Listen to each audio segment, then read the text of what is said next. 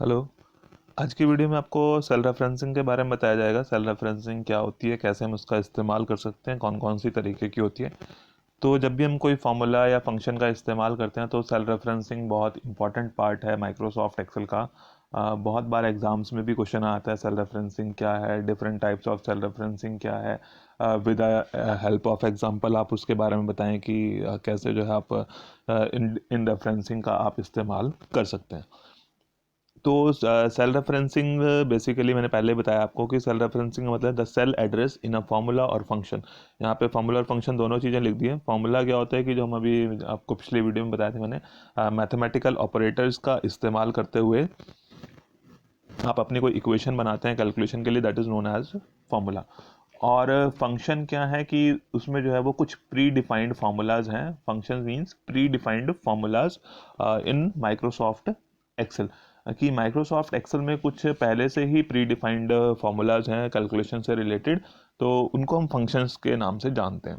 Formula से क्या है कि हम अपनी इक्वेशंस खुद से बनाते हैं, और फंक्शन में है कि प्री डिफाइंड फार्मूलाज जो है वो इसमें पहले से ही ऐड है। उनके बारे में हम नेक्स्ट वीडियोज़ में करेंगे। और function is known as cell reference. तो सेल एड्रेस, जो आपने सेल एड्रेस है, अगर फॉर्मूलर फंक्शन में उस सेल एड्रेस का इस्तेमाल किया है तो उसको हम सेल रेफरेंस के नाम से जानते हैं। सेल के एड्रेस के बारे में मैंने आपको पहले बताया था कि सेल एड्रेस कैसे आप डिफाइन करते हैं कि पहले आप उसका कॉलम का नाम लिखेंगे, देन रो का नंबर लिखते हैं। तो अभी जैसे आपका एक्टिव सेल ये वाला हाईलाइटेड सेल है, तो इसका यहाँ पे आपको नेम बॉक्स में इसका नाम दिखाई दे रहा है, सेल एड्रेस दिखाई दे रहा है। इसका सेल एड्रेस G6 वो यहाँ पे लिखा हुआ हमें दिखाई दे रहा है। अगर थोड़ा सा जूम कर लें तो अब शायद से क्लियर दिख रहा होगा आपको कि जो आपका हाईलाइटेड सेल है ये G और 6th रो में है, तो G6 इसकी जो है वो सेल एड्रेस बन गया। अब इस G6 को अगर हम उसमें इस्तेमाल करते हैं किसी फॉर्मूला और फंक्शन में कैलकुलेशन के लिए, तो उसको हम जो है वो सेल रेफरेंस के नाम से जानते हैं। और ये सेल रेफरेंस हमारे पास तीन तरह की होती है। एक आपकी रिलेटिव रेफरेंसिंग है, दूसरा एब्सोल्यूट रेफरेंसिंग है, और तीसरा जो है वो मिक्स्ड रेफरेंसिंग है। तो मिक्स तो अपने नाम से पता चल रहा है कि मिक्स्ड है, दोनों का मिक्सचर है। तो ये रिलेटिव रेफरेंसिंग क्या होती है कि रिलेटिव रेफरेंसिंग जो है वो उनकी रिलेटिव पोजीशन की जो है वो जो सेल रेफरेंस है, जब आपने रेफरेंसेस लिखी हैं तो अगर उस फॉर्मूला को कहीं से कॉपी या मूव किया जाता है तो सेल के जो एड्रेसेस हैं, सेल रेफरेंसेस हैं, वो उनकी रिलेटिव पोजीशन के अकॉर्डिंगली चेंज होते हैं। रिलेटिव पोजीशन मींस कि वो जो कंप्यूटर है, जो माइक्रोसॉफ्ट एक्सेल है, उसकी रिलेटिव पोजीशन के अकॉर्डिंगली उसको देखता है। Relative position in the sense कि वो कितने सेल अपसाइड है, कितने सेल्स जो है वो उसके लेफ्ट में है, कितने सेल्स उसके राइट में है, कितने सेल्स या उसके डाउन में है, उसके अकॉर्डिंगली उसकी जो है वो रेफरेंसिंग ऑटोमेटिकली चेंज होती है। अगर यहाँ पे आपने इस सेल की रेफरेंस दी है तो अगर उसको आप कॉपी करेंगे तो ऑटोमेटिकली वो इस सेल के जो है वो रेफरेंसिंग यहाँ पर यूज़ करेगा। तो उसको बोलते हैं रिलेटिव रेफरेंसिंग, जिसमें जो है वो सेल का रेफरेंस, सेल का एड्रेस उसकी रिलेटिव पोजीशन के अकॉर्डिंगली चेंज हो जाता है जब हम फॉर्मूला को कॉपी पेस्ट करते हैं। एब्सोल्यूट रेफरेंसिंग में क्या होता है कि उसका जो सेल का एड्रेस है वो चेंज नहीं होगा, सेल जो है वो सेम रहेगा। अगर उस फार्मूला को कहीं पर कॉपी या मूव किया जाएगा तो भी जो है उसका सेल का रेफरेंस, सेल का एड्रेस जो है वो चेंज नहीं होता। एंड मिक्स रेफरेंसिंग में क्या है कि उसका आइदर रो और कॉलम इज फिक्स्ड। क्या है मिक्स्ड रेफरेंसिंग में? आइदर रो और कॉलम इज फिक्स्ड, कि या तो कॉलम फिक्स होगा उसका या फिर रो फिक्स होगी, दोनों चीज़ें फिक्स नहीं होंगी। यानी कि अगर एब्सोल्यूट रेफरेंसिंग है तो वो सेल की वैल्यू, पर्टिकुलर सेल की वैल्यू फिक्स हो जाती है, और अगर हम मिक्स्ड रेफरेंसिंग का इस्तेमाल करते हैं तो या तो उसका रो फिक्स रहेगा या उसका कॉलम फिक्स रहता है। दोनों चीज़ें जो है वो एक साथ फिक्स नहीं होती हैं। अगर दोनों चीज़ों को फिक्स किया है आपने, तो दोनों चीज़ों को फिक्स करने से क्या है कि उसमें एब्सोल्यूट रेफरेंसिंग होगी। अगर दोनों चीज़ें रिलेटिव पोजीशन के अकॉर्डिंगली चेंज हो रही हैं, उसका कॉलम भी और उसकी रो भी, यानी कि सेल एड्रेस जो है वो कम्प्लीटली उसकी रिलेटिव पोजीशन के अकॉर्डिंगली चेंज हो रहा है, वो रिलेटिव रेफरेंसिंग आ गई। और एब्सोल्यूट रेफरेंसिंग जिसमें सेल का एड्रेस जो है वो फिक्स रहेगा, सेल एड्रेस चेंज नहीं होगा। फॉर्मूला को कॉपी पेस्ट करते हैं अगर हम उसको किसी दूसरी जगह पर, तो उसकी रेफरेंसिंग चेंज नहीं होगी। मिक्स्ड रेफरेंसिंग में क्या होता है कि या तो कॉलम या रो जो है, दोनों में से एक चीज़ जो है वो फिक्स रहती है और एक चीज़ मूव कर सकती है। और ये जो हमारे पास मूव और कॉपी करने के लिए ये जो आपका एब्सोल्यूट रेफरेंसिंग है, तो एब्सोल्यूट रेफरेंसिंग के लिए क्या है कि हमें जो उसका सेल का एड्रेस है उसके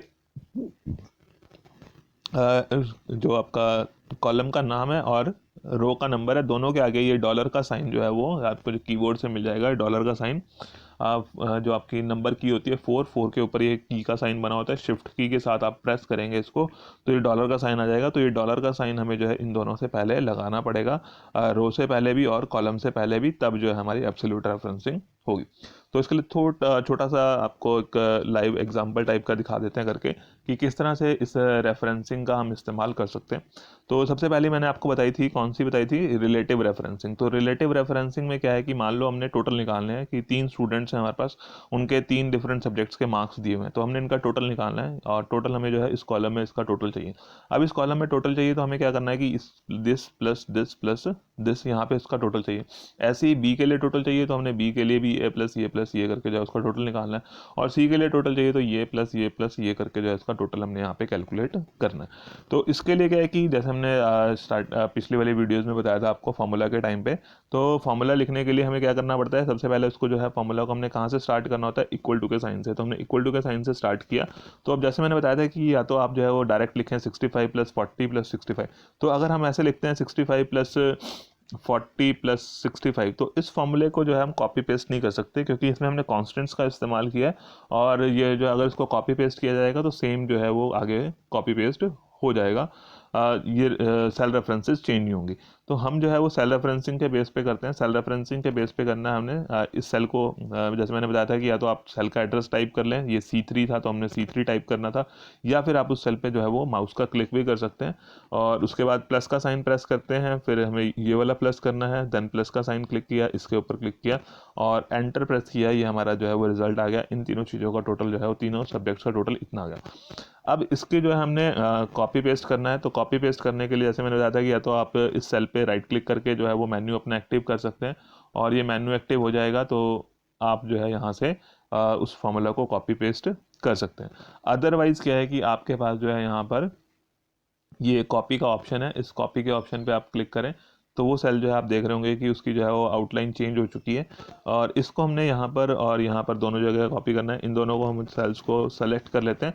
सेलेक्ट करने के बाद जो है वो यहाँ से ये आपका पेस्ट का ऑप्शन है, इस पेस्ट के ऑप्शन पे क्लिक करेंगे तो ये जो है टोटल चेंज हो जाएगा। अब यहाँ पे हम दोबारा से इसको चेक करते हैं, देखो कि हमने यहाँ पे सेल का क्या लिखा था, टोटल निकालने के लिए C3 D3 और E3 लिखा था, C3 D3 और E3 लिखा था।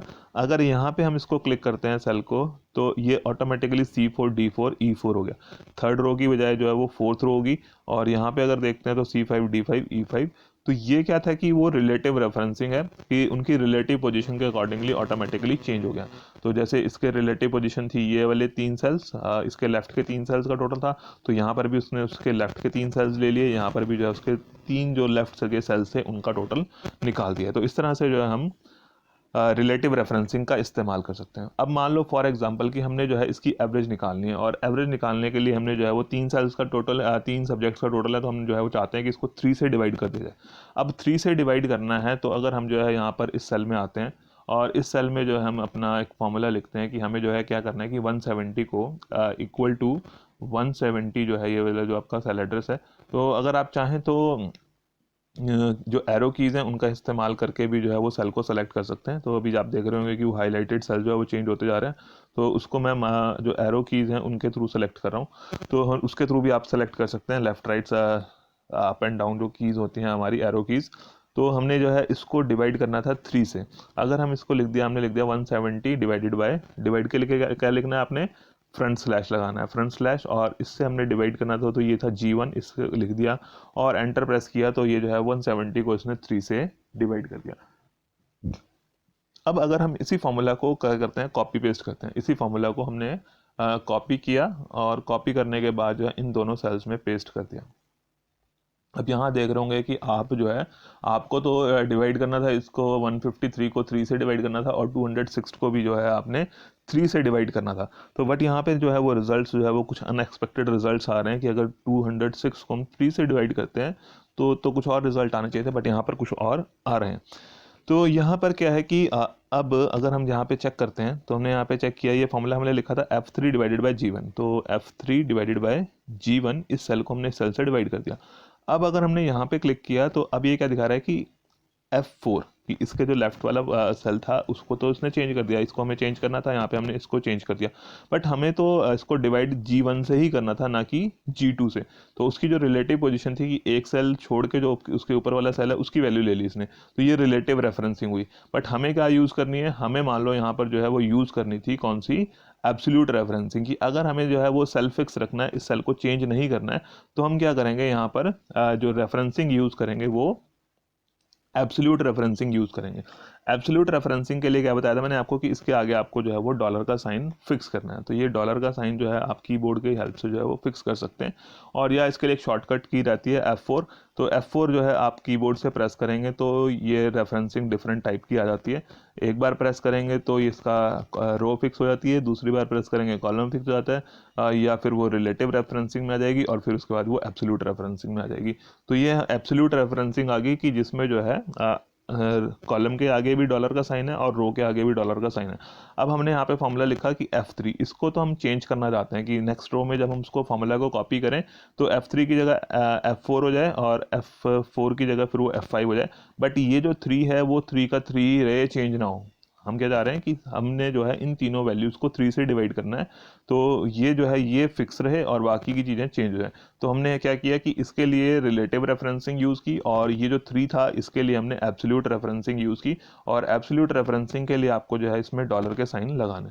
तो अब ये फॉर्मूला हमने लिख दिया। अब इस फॉर्मूले को अगर जो है हम कॉपी पेस्ट करते हैं, इसको हमने कॉपी किया यहाँ से, कॉपी करने के बाद ये जो दो सेल्स है इन दोनों सेल्स को हमने सेलेक्ट किया, और दोनों सेल्स को सिलेक्ट करने के बाद यहाँ से जो है इसको पेस्ट कर दिया।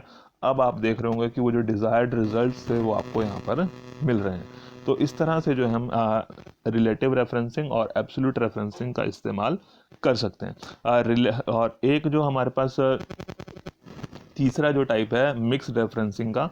मिक्स रेफरेंसिंग में क्या होता है कि इसमें जो है या तो रो या फिर कॉलम जो है वो फिक्स कर दिया था। यहाँ पर हमने जो है ये जो लिखा था इसमें क्या किया था, ये वाली रेफरेंसिंग इस्तेमाल की थी, इसको एब्सोल्यूट रेफरेंसिंग बोलते हैं। ये रिलेटिव रेफरेंसिंग है कि सिंपल जो हमने स्टार्टिंग में बताई थी आपको कि जस्ट आपने क्या करना है, आपका कॉलम का नाम और रो का नंबर लिखते हैं। तो ये जो है वो F3 लिखा था हमने, तो ये F3 जो है वो रिलेटिव रेफरेंसिंग होगी, उसकी रिलेटिव पोजीशन के अकॉर्डिंगली जो है ये चेंज होती रहती है।